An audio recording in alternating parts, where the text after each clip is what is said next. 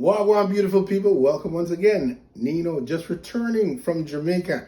I had an amazing trip to Jamaica, hanging out with families and friends, and I couldn't come back without bringing back some delicious, lovely, tropical feaster. Check it out. So right here, I have the one and only Julie Mango. As you know, Julie, Sister Julie, you run things. You know that. Right here, we got some white yam. I got me a nice piece of white yam. Solid, I had to wash it off clean to get rid of all the dirt and the soil.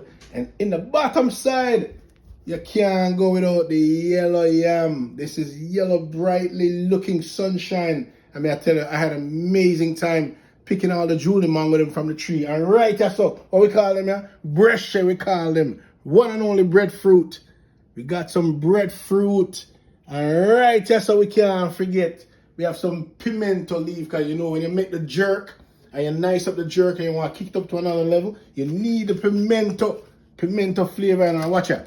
What you call this? Them I want to season in Jamaica called bad to the bone and season to the bone. The one that was season the chicken to the bone.